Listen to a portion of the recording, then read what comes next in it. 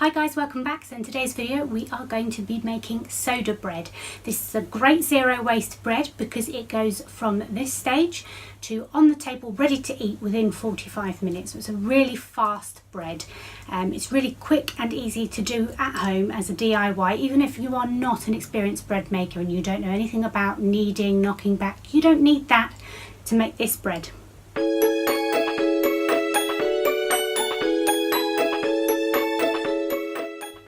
Don't forget to hit the subscribe button if you want more videos on how you can live plastic free easily and on a tight budget.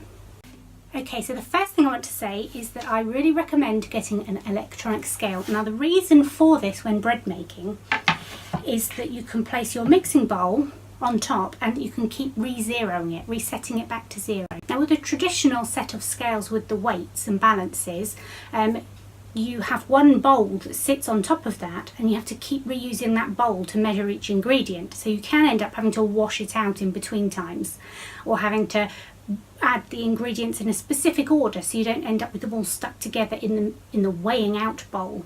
When you're doing this with an electronic scale, because you can keep hitting re-zero, you can just do it directly into the mixing bowl, so it's less washing up and it is just a lot easier to work like this.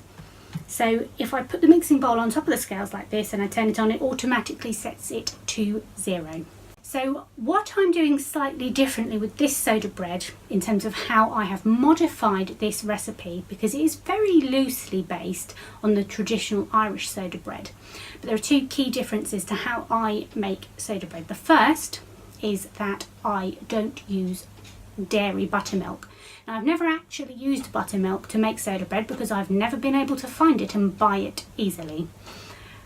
What is special about buttermilk as opposed to just regular milk is that it's acidic.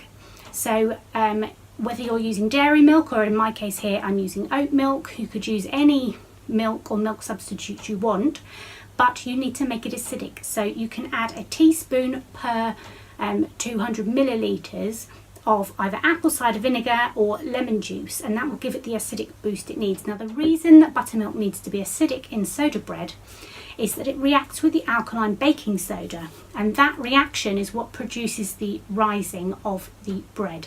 So soda bread, because it uses bicarbonate of soda and an acidic element to create the rise, doesn't actually use any yeast. And that's what makes this bread so special, in that you can do it really quickly because you don't have to keep waiting for the yeast to have time to prove and then knock it back and then wait for it to prove again and keep rising to create your bread. You're just doing it with bicarbonate of soda and some acidic element. Bicarbonate of soda is slightly different to baking powder. Baking powder already has the acidic element introduced, whereas with baking soda you're adding the acidic elements separately. So do make sure that you actually pick up bicarbonate of soda rather than baking powder. So the first thing that we're going to need is 500 grams of flour. So I'm using this plain flour from Morrison's because it was 3 kilos for £1, which is really good value.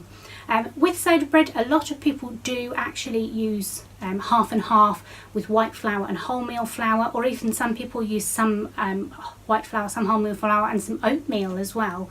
I'm just going to go for the plain white flour because this flour is so much cheaper than doing it the other way, and I'm looking to shave every penny off the food budget. So we're going to need 500 grams of this flour. Next we are going to need 1 teaspoon of the bicarbonate of soda, and then we're going to need 1 teaspoon of salt.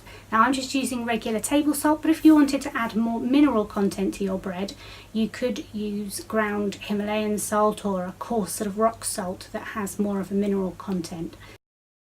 So now that we've mixed our dry ingredients together, and we want them to be well combined so that the baking soda is spread out throughout the flour, so that once we start adding our acidic element it is all already combined. And you have to work really fast once you add the liquid element in soda bread, because that acid and alkaline reaction starts immediately and you need to get that bread together and in dough ball form on your baking tray before that reaction's finished, so that it actually has time to rise in situ. So what we're going to do is we're going to take our 400 millilitres of oat milk in this case, but you could use any milk or milk substitute, and we're going to add 2 teaspoons of apple cider vinegar. You could use lemon juice instead of apple cider vinegar, but you do need to add this to the milk before adding it into here, so that the minute you add this into here, that acid and alkaline reaction is going to start. So make sure that you've integrated into this first and mixed it thoroughly, so that once you add it to here and mix it in, it's all really combined and great straight away. It's all a question of speed. So I'm now going to give that a bit of a shake. If you were doing this in a measuring jug, you could just give it a stir.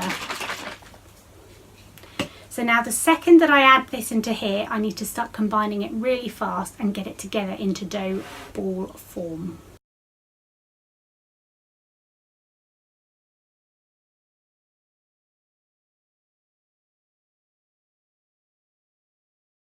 Okay, so now we've made up our dough ball. It's very sticky and very liquid, and this is normal for soda bread. In terms of bread that you make with yeast, it tends to want to be kneaded and worked until it's really soft and smooth and doesn't stick to your hands and so on. With soda bread, you need that liquid acid and alkaline reaction, so it's going to be a lot wetter than other breads that you might have made before. So the next thing you want to do is grab some more flour and give your top of your ball of dough a nice good thorough dusting with some extra flour.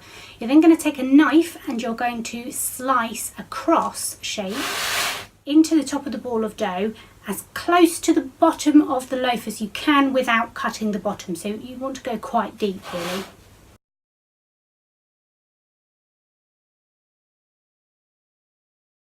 So once you've done that and you've got your cross marked nice and deep, then you're going to pop this in the oven for 30 minutes at 200 degrees Celsius. Once it's cooked, you take it out, turn it upside down on your oven mitt and give it a good knock on the bottom. If it rings hollow, then it's cooked through.